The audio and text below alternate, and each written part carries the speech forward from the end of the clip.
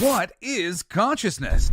The live stream of consciousness is on a quest to unravel the mysteries of existence. Every episode, we ask the fundamental question that has captivated human minds for centuries. Is consciousness merely a product of our brains, or does it connect us to something greater?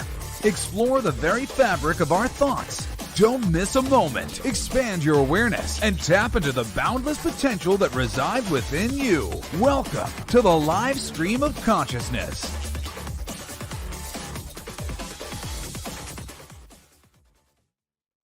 Yes. Welcome to the live stream of consciousness. Did I scare you?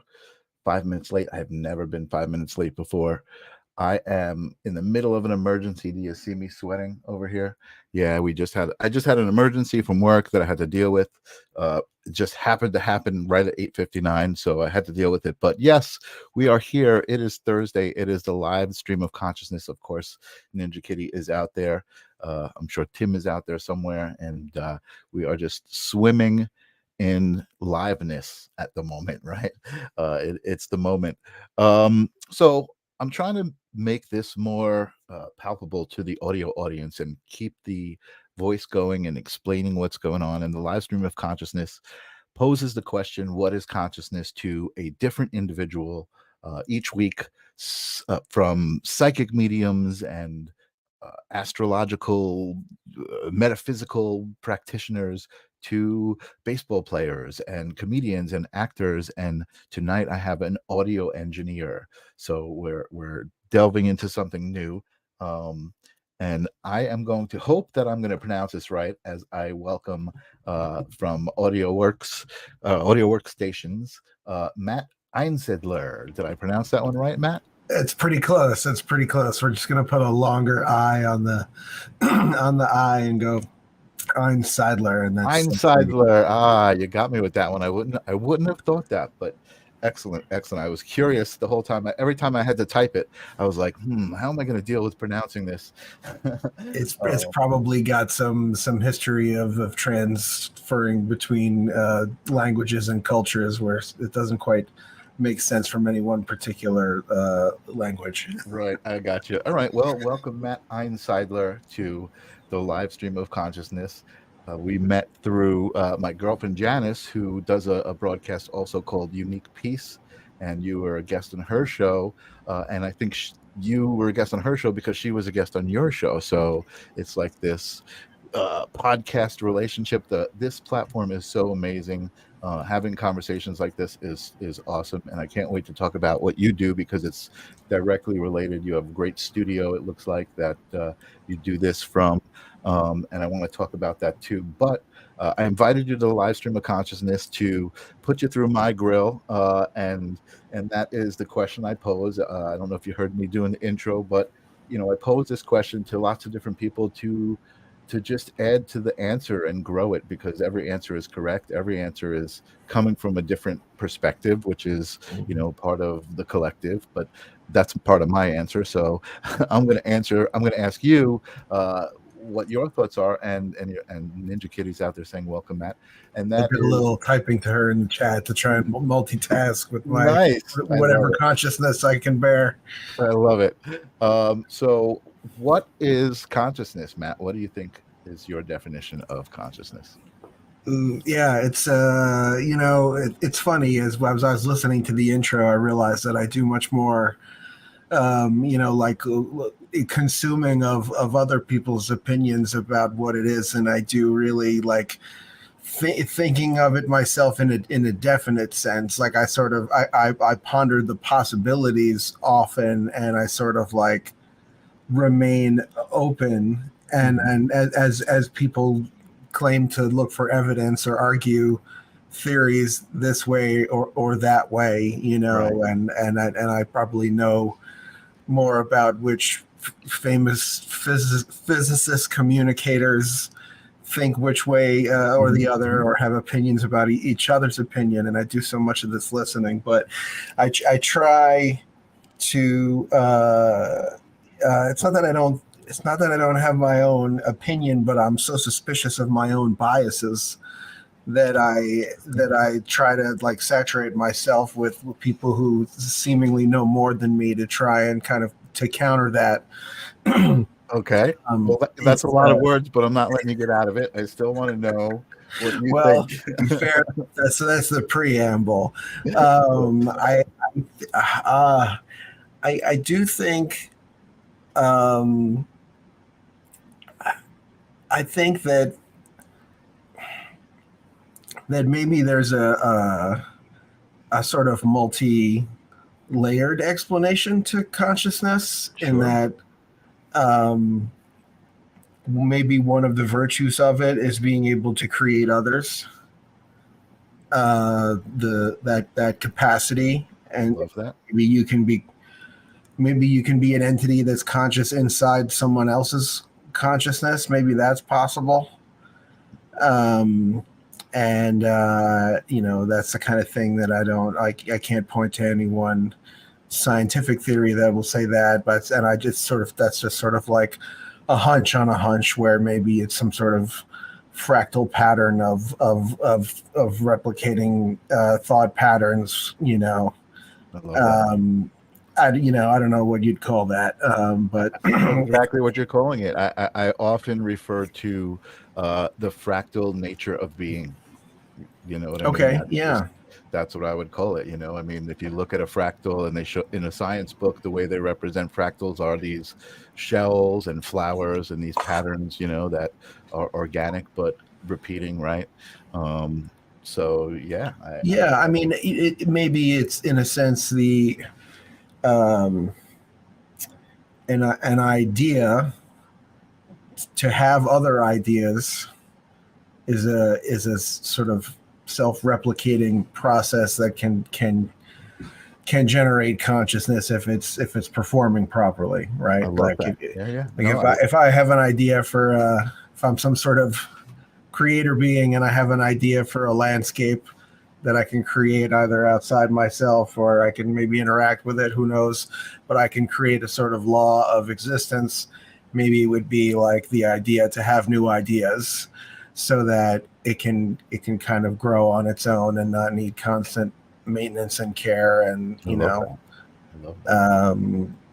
I don't know what what that implies or whatever, but it seems like maybe that's at least one of the possibilities that we're dealing with here, is that a good idea, like a good geometric pattern, can kind of like generate maybe more good ideas for more patterns or more different ways of looking at the same pattern that appear like other patterns. And nature Beautiful. obviously plays favorites with some things. Sure. Some things are in tune with each other and some things are not in tune with each other. You go back to frequencies and that aspect of existence. Yeah, totally. Listen, I love it. I love that you preambled that with, hey, I never actually had to think about it, because so many people have already thought about it and laid it out, with their opinions. But I think that's what I love about the conversation. I think we all need to kind of take a look and see what it is to us, because that's why we're here, right? To figure out what our own perception is, right? And not only figure out what it is, but actually act it out. Or I don't want to say act it out, that might not be the right word, but play that part. You need all those you need all of those pieces of the puzzle to fit together. So Janice is out there, she's saying hello, Matt the Quiet Healer. I forgot to recognize that comment. Yeah, that's an awesome answer. I love it. So we've never had any deep conversations, you and I. We've only briefly talked when you were on Janice's show. After the show, we talked a little bit, and I did look at the the Audio Workstations website, which I do want to talk about. But I don't know what your feelings about reality and spirituality are. I'm imagining that you're on the page to answer the second part of the question, which is really, was there an experience you had or a memory that you can talk about that where you suddenly realized, like, okay, there's more to this than just me as a three-dimensional person, walking down the street. There may be other realms and things like that. Do you believe in that? Is there an experience that led you to believe that? Well, I think that the whole like stargazing in a really non-light pollution area, with some sort of rudimentary knowledge of like science, or like astronomy and some real basic physics and like around high school age, sort of putting that all sort of, and with the clear night sky of constellations and conceptualizing, okay, super far away, so far that we could probably never interact with it, there could be some sort of other similar situation, and they would maybe not know that we're there, and that, maybe but there's some sort of patterns that are yet to reveal themselves to us about how this all works, and on a large scale like that. And then there's I haven't had any like here but interdimensional type experiences to speak of. I've heard other people sort of speak of that sort of thing, but I'm open to the possibility for sort of other realms that can exist physically, but in a way that we can't interact with it, especially since we, I guess, and when I say we, I'm using the royal we for collective academia, I guess, even though I'm not in it, but let's say that they think that there's a lot of dark matter, right? They think there's a lot of stuff that exists that we can't really like touch or interact with or detect, and we're not sure what it is, and we're looking for it to try and explain some math that works out funny. Right. Like, hey, where's the missing stuff? And it's like, okay, well, it's if there's possible for there to be stuff out there that we can't normally interact with in general, then you have to maybe accept that, okay, stuff exists that we can't quite interact with, but it's still there. It's moving through us, whether it's a neutrino or whatever. Right. And so, we don't really understand those types of things so much. So we know there's at least some stuff that we suspect is here, but not here, but we can't touch, So let me just try to interpret what you're saying to me.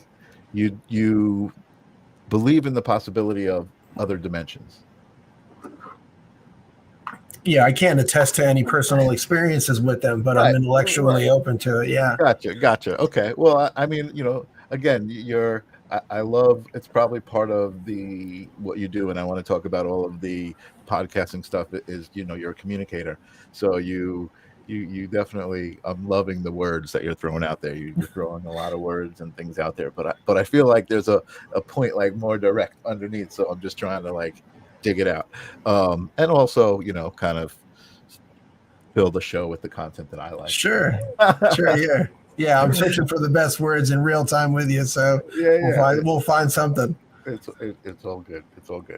So that's cool. So yeah, I guess I've had one or two experiences that haven't been like super, like near death experience or anything like that, but experiences that have, kind of convinced me of existence of things that I can't really explain, which is fine. You know what I mean? As long as I'm all right with that, then everything's fine.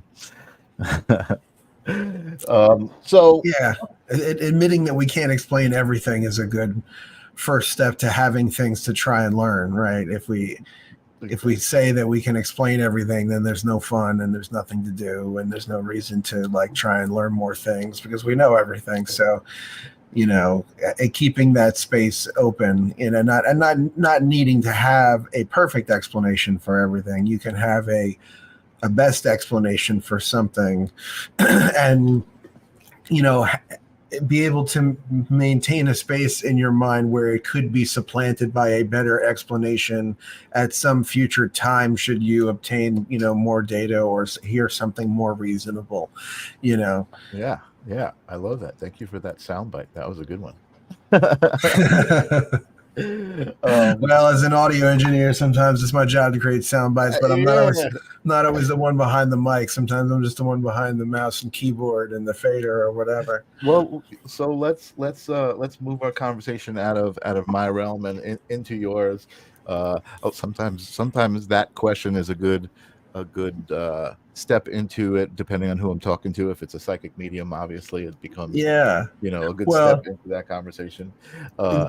I But think the other bridge, if you don't mind me interjecting, is the bias that like I was speaking of earlier. Is I have a very like in terms of my the training that I have that involves some sort of like hard sciencey stuff. Officially, it's just in sound and in audio, and so my tendency in trying to understand consciousness and physics concepts and everything else that's sort of just outside my grasp is to try and relate it back to what I do know about sound and the way that audio works. But right. I try to be aware that I can overemphasize that bias and try to oversimplify everything by just making it into a sound analogy. That's cool. That's cool. And so, you know what? I do see a good crossover there because I am very, very interested in cymatics, and imagining you know what that is. And Yeah, that's like just I guess I'll see if I'm right, and then for the audience too, it's like manipulating like physical objects by sound waves in the air, like on the basic level we can manipulate sand and stuff, and right. like, I think it's the study of that, and it's also for me because I don't study it, but for me it's the evidence that matter is affected by sound waves. So sure. things like sound healing, and I'm sure you've experienced like a Tibetan bowl and things like that. There are certain vibrations that certainly interact with you differently than other vibrations when it comes to sound, right? Sure, yeah. I mean everything from the way that we hear, on like an audiology kind of perspective, like the shape of your ears and your head and the way that is tuned into your brain. Like we could have been a different animal with a different size ear and heard different frequencies. For instance, dogs hear higher frequencies than us, and I believe cats can hear lower frequencies than us, which as a side note might be why they make good pets, because they cover a larger area spectrum with their hearing than we do. But in any case, it's bound to be that certain frequencies or wavelengths, depending on how you want to look at that, will resonate with, let's say, just the cavity of our skull or the size of the hole that makes your ear, to be interacting with you the way that a wine glass resonates in certain ways. And that's not even to say that, there's brainwave frequencies that you can try and achieve, and there's the whole binaural beat phenomenon where there's a difference between your left and your right ear, and you're dealing with a frequency number that's the difference between them. So there's a whole lot, and then there's just the pure physics of air pressure pushing on your physical body, because sound waves are nothing but physical air pressure. It's just that I can feel this fan that I have to the side of me that keeps my computer and me cool as I sit here, but it's not like moving as fast as a high frequency sound wave. But both of those things are exerting physical air pressure on my body in the same basic way, just at different speeds of vibration. Right. So there's at least 3 different sort of mechanisms that we just named right there. Yeah. That definitely have some effect on the body if you expose them, and the mind. Absolutely. And I love how actual science and regular physics and quantum physics are all kind of merging and even bridging that gap between metaphysics, and spiritual concepts, are starting to make sense as well, which is really there's really there's cool. this new trend that for physicists to call metaphysics foundations of physics, to try and be taken more seriously in physics Oh, that's cool. departments. I like that. I like that. There's at least one guy who I've been hearing a lot speak on different podcasts. I believe his name is Tim Maudlin, and he's trying to get a school set up for John Bell. He talks a lot about Bell's inequality and what that means for foundations of physics. And I'm not. What is that exactly? Maybe I know what it is. But I would do it some sort of horrible injustice if I tried to explain it. But there was a physicist by the name of John Bell who said something really smart, and it has some implications for our understanding of foundations of physics or metaphysics somehow. Right. And it's one of my current goals to try and work up to understanding what that is. But I'd be lying if I said I understood it, even though I've listened to many talks. They talk above my head. Sometimes I'll fall asleep during a really intense theoretical physics podcast, but I hope that somehow I absorb it anyway, and I'll just listen again. I was never quite good enough at the mathematics to really go serious into that realm, and I also really like making records way too much to be like some sort of physicist. So you know what, I agree with you. It's like I love to start to talk about things like what Tesla was doing with energy, but like it gets to a certain point and it's like that's above my pay grade. Somewhere in this room is a Tesla biography. Oh, nice.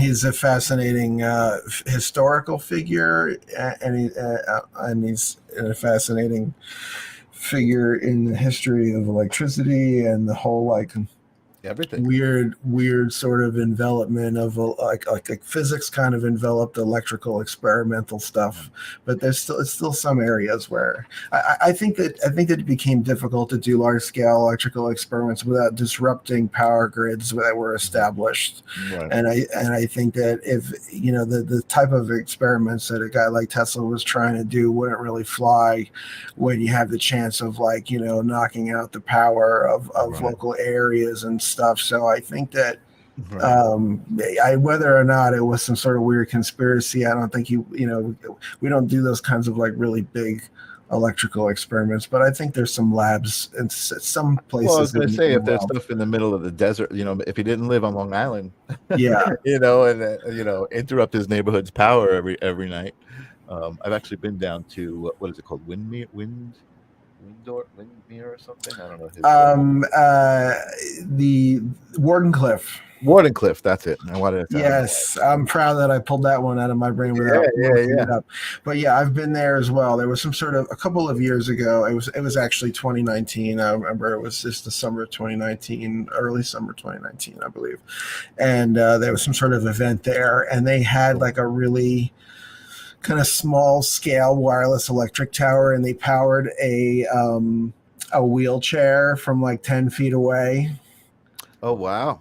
Like a motorized electric wheelchair that was on the so it was cool, but they really need to put a lot of money into the area to redevelop it, because some of those buildings got really dilapidated and mold infested, so they really have to knock everything down and then build some sort of museum that they're trying to build. Gotcha. Yeah, I love that stuff, because it's amazing how much it actually does disrupt the way we think about the way things are. I mean, it's just like information that's actually exists, that's there, that we just don't know. And I think we're starting to tap into that stuff, which is awesome.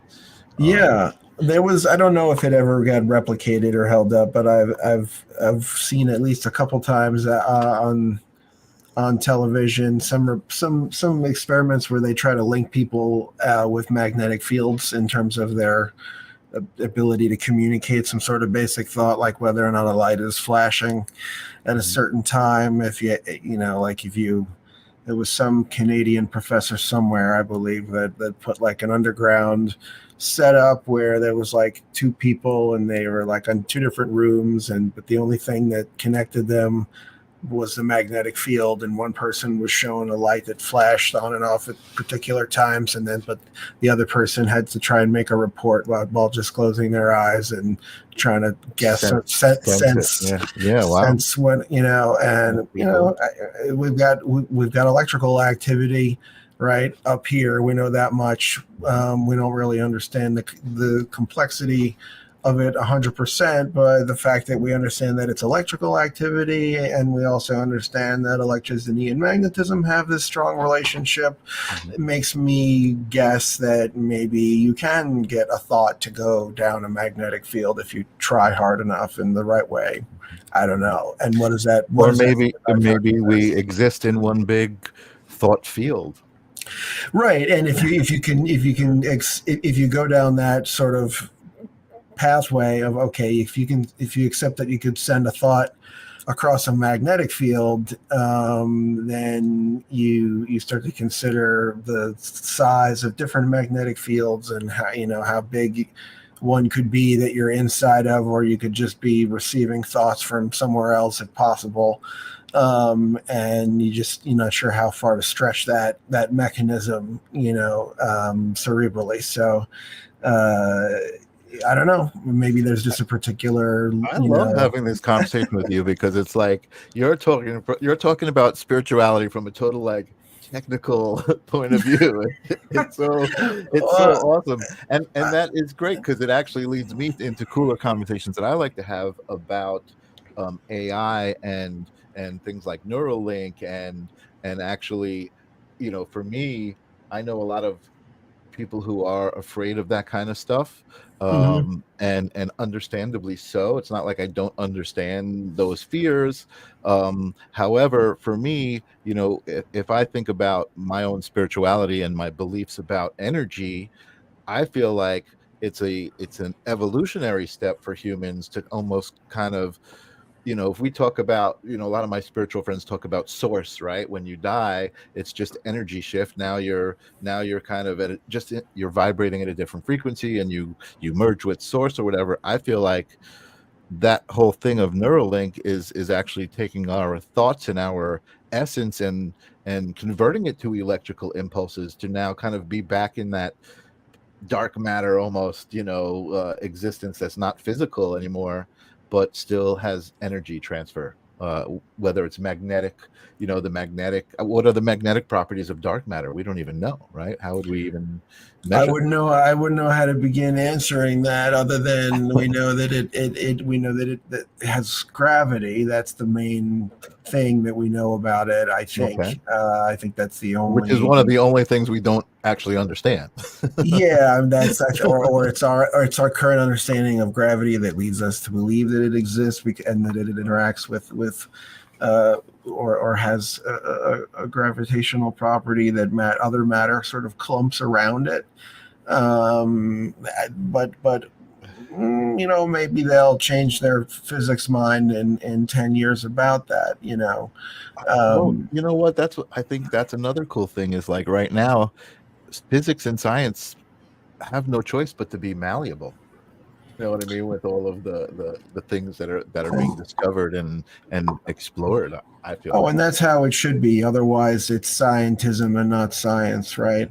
Right. You can't just take a snapshot of science on a particular day and memorize it and say this is what we should believe as humans, because there's such a large amount of information that people are doing data gathering, experiment creating and measuring, and theory paper writing and commenting, that you really, in order to have like some sort of opinion that you would think is authoritative, you'd really have to make it your full-time job reading everyone else's opinion on everything, and it's not reasonable. So you have to be open to things changing, to new information coming in.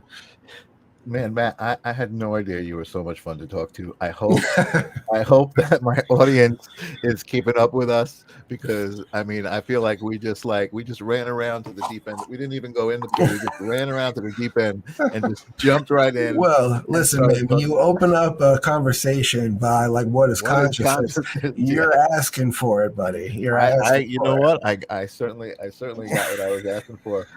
I do like to. We're only about halfway done. which is cool.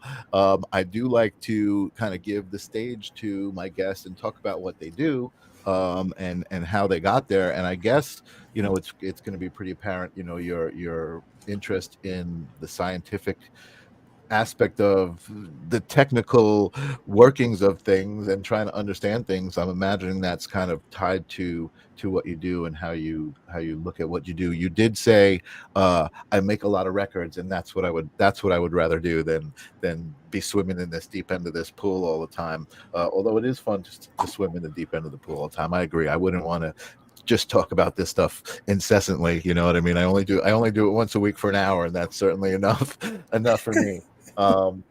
That's fair. So tell us what the connection is. Tell us how it all started for you. Tell us, what is Audio Workstations Inc.? Well, Audio Workstations Inc.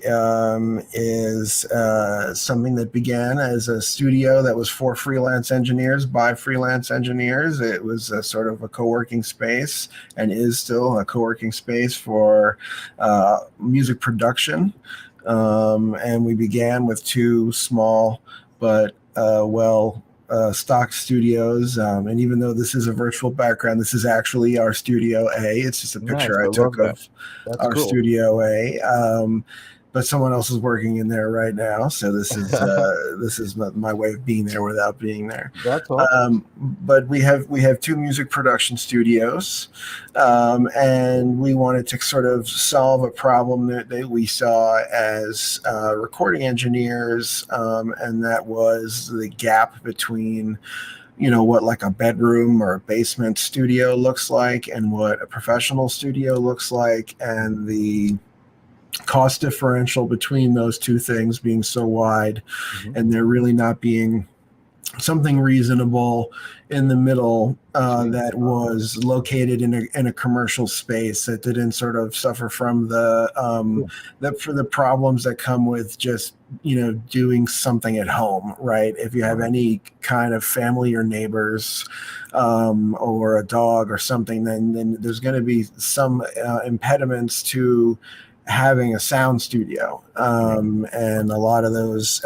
issues some of them are about outside sounds getting on your recordings. Some of those are about your sound from your speakers bothering other people or your amplifiers or whatever you're using. And so we wanted to solve those problems, provide the right amount of digital equipment and analog equipment for those of us who are nerdy about equipment to have. And the familiar with the history of recording studios among your audience will notice just the absence of what we call a large format console, which is a giant mixing board desk, basically.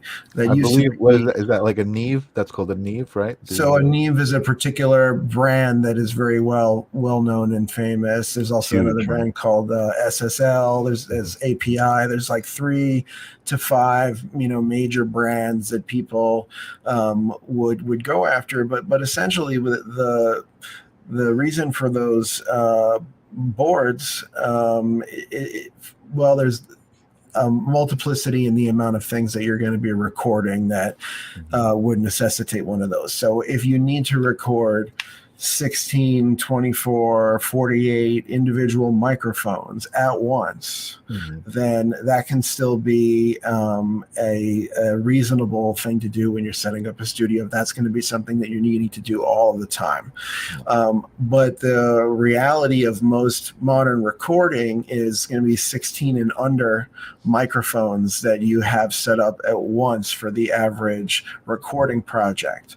So that being said, it means that I can not necessarily have one of those large format boards, and it keeps the initial cost of building the room down, and then I can pass that savings to my members and to the artists that work with my members. So my members are audio engineers and music producers, and then their clients are artists. And we're sort of acknowledging the freelance market in the sense that I'm not advertising directly to singer-songwriters or artists. I'm allowing that relationship between the freelancer and the artist to exist, so my members can have their own production companies and such. And I can rent them the studio at a wholesale rate, and then they can set their own rates and be in charge of their own careers as freelancers. That's awesome. And that, thank you. I mean, that's the initial thing, and that's what we still do in Studio A and B. And then we've expanded in recent times to having a Studio C and D, which is C is a podcasting room for the sort of in-person version of what we're doing tonight. Plus, we can get up to 3 or 4 people around a table, all with their own cameras and microphones. And then we can also bring in people via Zoom and stuff. And I initially had Janice in that room for Long Island Local Podcast, which is a podcast that I do where I try and interview local business owners when I can. And so then we also added Studio D, which is basically 2 walls that we painted chroma key green. Hi, Janice. Oh, nice. And so we painted the 2 walls chroma key green. We have lights, and virtual studio, a camera, and we try to do things like YouTube video content. I have a YouTube channel for audio workstations that has like tips and tricks for audio engineering stuff. And we do also a live stream open microphone for local artists last Thursday of every month. We do it live out of this studio that I'm virtually in right now. So that's local music, like a live. Yeah, so local music artists. We open our doors for an open mic, and we go live on YouTube, similar to this live stream, only it's just live in studio performances. So we do that at the last Thursday of every month at Audio Workstations. We're in Bohemia, New York, for local artists that want to stop by, and they can shoot us an email if they know they're coming in advance. So it's always good to have an idea of how many people are showing up. Otherwise, we open the live stream up at about 7 p.m., 6 p.m. We do 6 to 10. That's what we do. Cool. And awesome. How long have you been doing that for? We started that around this time last year, I think, and we've been doing it on that schedule ever since. And we've sort of experimented with different camera angles and different audio setups. And basically, I have in this room that you're seeing behind me, there's 2 computers. One of them runs the audio recording studio, and then the other one, you could actually see in the photo behind me, you can see like a microphone that's pictured in the booth. That's a webcam feed through a separate computer that is, you're actually seeing OBS on screen, which is the streaming software we use. Yeah. So I can go live either with that kind of angle, or I can add 2 other webcams, one on the couch or on the in the piano area. Cool. And so we can live broadcast the musical performance from Studio A as well. That's awesome. I love that. Yeah, I the last bunch of years have been, I think, really important in that industry, in that area, and I think there's a lot of places that do stuff, but not a lot of places take into consideration the different things that are important. And when you're doing live music, what's more important than the audio? The how it's being handled. You know what I mean? Like separate channels and mixing and the proper the proper engineering of that music, and to get that mix into a live stream and synced and everything is a little that next little challenge. I totally get it, and I've been there. I've used OBS myself, so I'm aware of all of that stuff.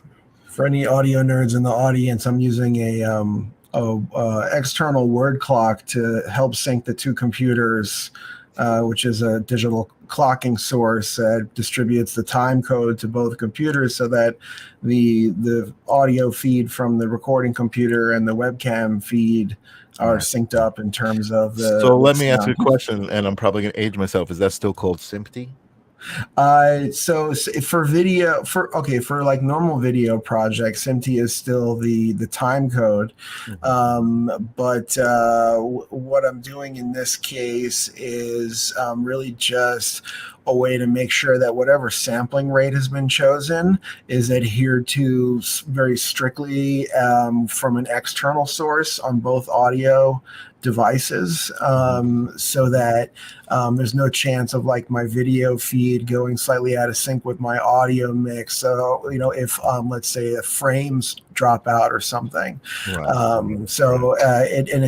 it communicates that in what's called word clock data over a BNC cable, and there's an input on the audio interface of the audio studio, and then there's also one on the audio converter that's coming into the PC, and so they both receive the same precise clocking information that determines the 44.1 or 48 kilohertz a second of audio sampling rate that we're measuring, which is very similar to frame rate in film. It's just it's actually almost, I'm thinking of it as you're saying, and it's almost like an early version of AI, right? It's like kind of doing that kind of thing, it's analyzing something, and then but very cool.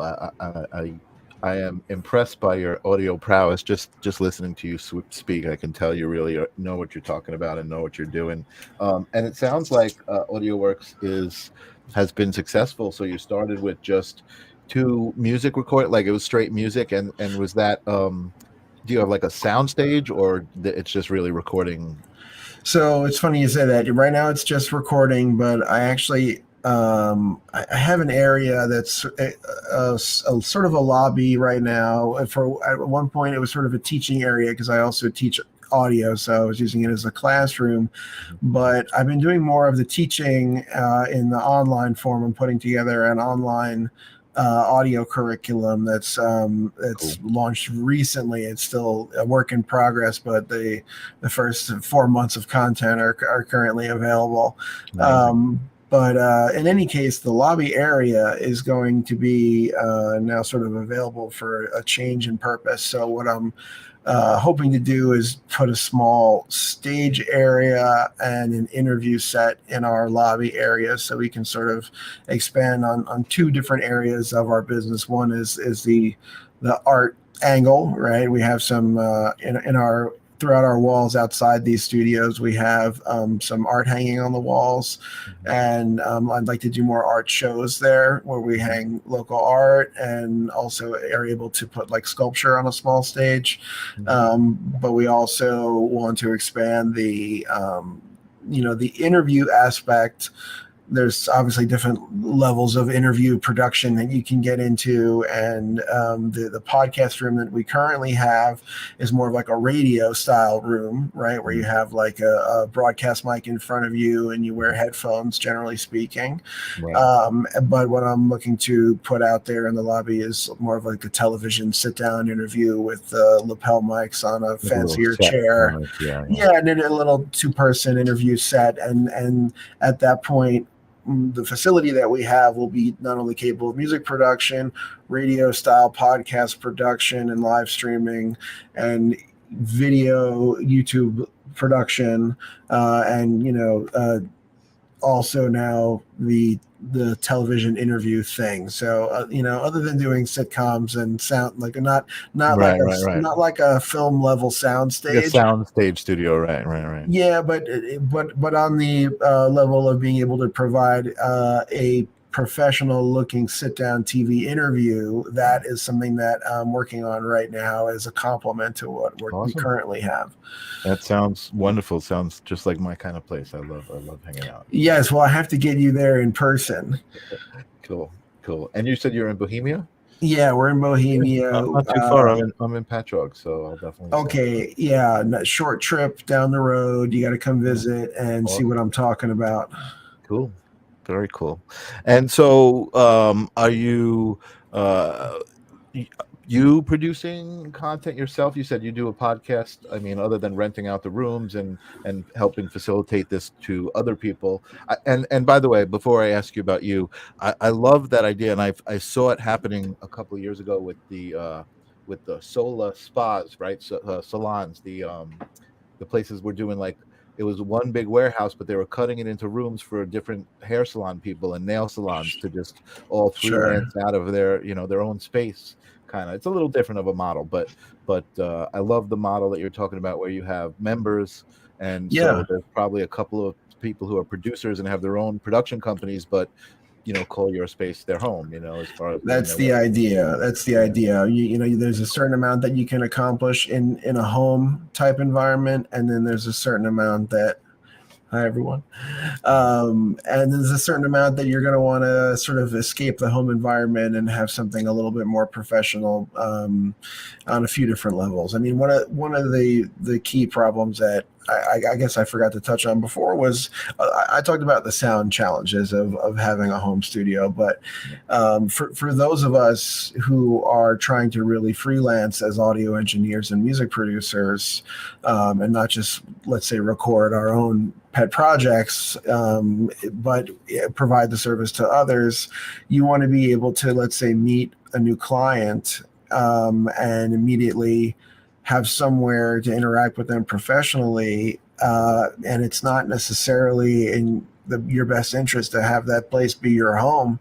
Right, if you've just right. met this person, I mean, you want to be able to do business with people Make a that good you just impression. Yeah. and feel safe and not bother your family and whatnot. I mean, the nature of business is you want to be able to meet someone and work out a business arrangement fairly quickly and get working. And you don't want to have to wait until you have known them for a year and feel comfortable inviting them into your like spare room or whatever. Right. So it's a challenge to try to run a studio that's in a home on a professional level and interact with clients and not feel like you're forced to bring them into your home as a I really love the idea of your place. I can't wait to see it. I actually also think what you're doing with teaching sounds amazing too, because like for me, like I understand some basic audio stuff, but I also know I'm not an audio engineer. But if I could go learn how to be an audio engineer and then have a place where I don't have to actually buy all the equipment, I mean, that sounds like a great relationship. Yeah, you're buying into my ecosystem right now. Yeah, that's amazing. You're are you working with a lot of young kids, or what kind of clientele are you working with as far as teaching? So yeah, I do have some students that are younger. Right now, I'm doing all private lessons. So I have students of various ages, and then I during the period where I taught for a vocational trade school for 10 years, I also had students that were everywhere from right out of high school to how old I am now or older than myself now. Right. Yeah. I started teaching. I guess I was around 26 or 27 when I started. When I became the head instructor of the school, I was doing some teaching for a few years before that, but anyway, it was always interesting to teach a variety of ages and have people come at it from a variety of perspectives. It was always interesting to see kids that were coming out of high school and having to sort of adjust to the mentality of being at somewhere like a trade school where it's like, okay, you have to like want to like learn this and then apply it immediately. You can't think of it as another thing that somebody's like forcing you to do, or like, we were trying to fit like as much audio engineering knowledge as we could into like less than a year. And people are showing up 2 times a week. So it was a lot of information, and it was like not a lot of opportunity for people to let things slide through the cracks. Right. But sometimes I would get students saying, "Oh, I just ran into this thing in real life." And maybe it was a year after they had graduated, if we were still in touch. And I remembered you talking about this at one point, but it seemed like it didn't really matter at the time. But now I'm dealing with it. Right. It was all very practical. It was. I hope you have a rate for that. Yeah. No, that's great. And I know what you're saying. I actually I taught Photoshop and Illustrator, digital art applications for a couple of years in SUNY and actually at the Art League. And so I was teaching kids and I was teaching retirees, doctors who were like, brilliant minds, but they were, trying to learn how to do Photoshop because they were photography enthusiasts or something like that, So I get that. And I love what you said about seeing these different perspectives, of where they're coming from. It's kind of, I think as a teacher, you're constantly learning too, right? With the people that you're teaching. And yeah, that the one of the greatest phenomenons of teaching is when you thought you understood something, you started to explain it, and then in the middle of explaining it, you suddenly understood it, and you're like, I thought I understood this when I started, and I was very confident about explaining it. But I just said something out loud, it makes even more sense. And then I heard what I said, and something clicked that hadn't clicked before. Right. Or sometimes it was a result of somebody asking a question, and then I would have to explain further. And just kind of like earlier when you asked me a question, and what is consciousness, right? I had to figure out what I really thought in real time. Because I feel like I kind of understand this, but I don't often have to verbalize it to this extent, right? So, and then I would keep talking, and then they would understand, then I would understand better, and the whole thing was sort of there would be transcendent moments in teaching where there'd be sort of like everyone would get a little like knowledge buzz, like, oh, that's really cool that I now understand that and I didn't before. Right. Totally. So do you have any clients that were former students that you brought into your family and now, they're producing stuff under your in your building? There's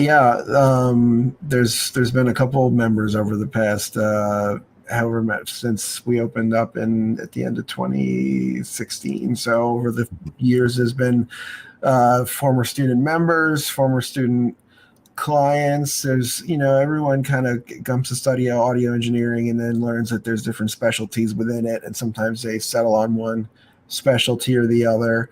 And so sometimes I'll get lucky where one of my former students settles on tracking and I've settled on mixing, so we can work together on stuff. Because if they want to mix, then they want to mix, and they don't look to me because they want to be the mixer.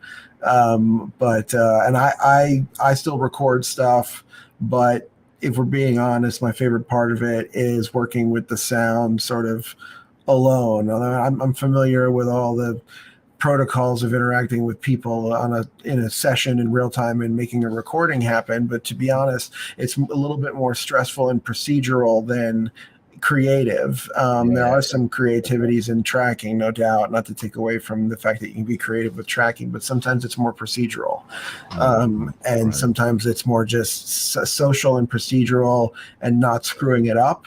And then so that's, I guess, more the engineering, but the producer part would be more involved with tracking, like almost like a director, right? To an actor, And that's important to note, is that I recognize as a tracking engineer that if I'm not the producer, that I'm not the chief creative in the room.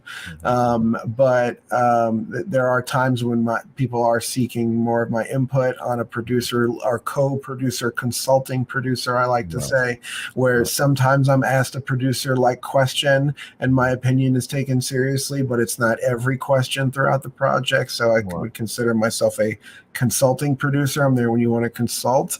Then there's when all those decisions have been made and now it's just me and the tracks that have been recorded and this task to make them sound more awesomer, then that's sort of where I can be creative and just be alone with the sonics of it all. And so that tends to be where I try and specialize. That's your fun, yeah. So here's an obvious question that I missed. Are you a musician? Do you play music? Do you have your own? I do. I do, and it's jokingly the thing that gets the least amount of resources in my life because always that way, right? Yeah, because I've chosen to try and exchange my audio production services for money. I find myself in the conundrum of not being able to pay myself effectively without taking from myself. It's not worth your time to do your own. The math cancels, it's unfortunate. If I pay myself to work on my own stuff, I still You know, I lose money. But You anyway, can't afford yourself. I can't afford myself. I've gotten too good for myself. But no, I do. I do have songs that I've written. I also tell myself that I am waiting. If I write a song and I still like it in 5 years, it's probably a good song. You'll record it. Yeah, and Do you give songs away to other artists at all, I or don't. not give them away, but like work something out? Like, I'll put it to you this way: I'm not opposed to it, but I haven't done a lot of it professionally in terms of songs that are having vocals and lyrics. I've written stuff that is instrumentals that are meant for television, and okay. I've done that. I've done that professionally. I did that in my like early 20s a little bit. Yeah. And I still have friends that are in that industry and talk to them often. And but it doesn't. That's not what I'm doing now for the instrumentals, but I do occasionally write things that are not for me. They haven't made it into others' mouths yet, but I occasionally write things that I think, okay, it's not something I would want as my personal music brand, which is still sort of in development, right? So, but yeah, there's writing that's like, this is a song that's uniquely me with weirder lyrics than most people want to sing, and then here's a song with more normal lyrics that maybe someone else would like to sing. That's if you want to break it down like that. That's probably how it ends up. People, I'm going to go back to what you said about just instrumentals. I think a lot of people don't realize that, you know, that is actually how a lot of musicians find success in being musicians. You don't even necessarily know that that's what they do for a living, you know what I mean? But they write music that is in TV shows, and it's for stock, you know, for stock music. I mean, you know, I know you'll probably cringe at it, but I do a lot of motion graphics work, and so I'm getting stock music all the time just for like a 15-second clip or 20-second clip, you know. I've done both, writing my own music for YouTube videos and using stock music for YouTube videos, and it just kind of depends on the situation. But you know, all forms of figuring out how to make money from music are valid in today's day and age. There's really no judgment, because it's so hard to do anything and make money off of it in terms of being a musician or writing or performing music. It's an interesting conundrum, because you just said there are so many ways to do it, but it's really hard to actually do it. And I agree with you. But, I was going to say to you earlier, like, kudos for getting the audio lessons out there on YouTube. I mean, that's like, if you can create, I think that's one of the good things, is the opportunity for people to create, what the hell do they call it? Passive income, right? So you've created the content, you put it up on YouTube, you charge for it, people are interested in it. When it's educational and something like what you do, I think that's great. I mean, I love talking to people who have found their passion. So like originally, like I said, it was like psychic mediums and stuff, because I knew that they were passionate about it. But even yourself, I love, you still have that same energy about yourself and about what you do. You know what I mean? Like, you definitely represent somebody who found who they were supposed to be, in life, and is happily just being that.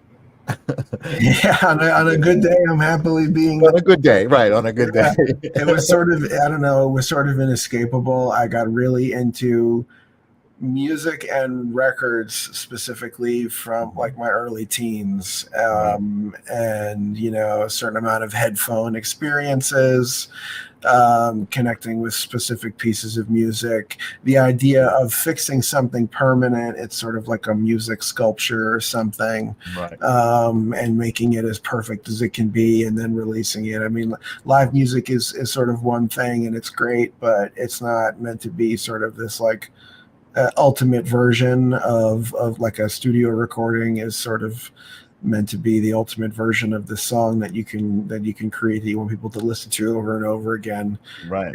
Something about the permanence of making records that appealed to me at a young age. I guess that's what pulled me in. I love that. And kudos for that. I think a lot of people don't really people settle and they don't find what they really should be doing. It sounds like I just feel it. Your energy is great. So I just have another question for you before I ask you for some wrap up thoughts and advice for my audience as far as being a happy person who knows who they are and what they're supposed to be doing in life. And that is, do you have any cool stories about any sort of audio we might know, something we might have seen on TV, any cool working with any cool artists that you admire personally, that you really were like oh my god, I get to work with this person. Well, I have a bunch of really great music clients right now, and really great producers that I'm working with. So artists like Arizona Lindsay, who's also a producer, and Taz Defiant, who's a really interesting metal artist who writes all of his own music on Taz staff. Defiant, I haven't Taz heard Defiant, yeah. I like his name. Yeah, me too. And a bunch of different artists. Law of Planet 12 is a super multi-talented individual with a rich history in the music industry, and A talented individual calls himself, what is it? Law of it's Law, yeah. LAW, Law. Awesome. I love it. Yeah. I love it. I love the way creatives are thinking these days. And as far as TV, for those who are into the world of HBO and Max, and in the universe of Sex and the City, when we get to episode 10 of season 2 of And Just Like That, which is the title of the show that is the continuation of Sex and the City. Okay. There will be some re-recorded dialogue that hopefully you won't even know was done in my studio. Oh, so this is actual like audio engineer work that you did for. Yeah, so it's what we call Cool. ADR as automated dialogue replacement, where the talent will come into the studio and add or replace on-set dialogue that was either not recorded properly or just they decided to add information later. So sometimes we'll throw in some words where the actor's off screen and they could just reasonably be saying something in the background that helps move the plot forward.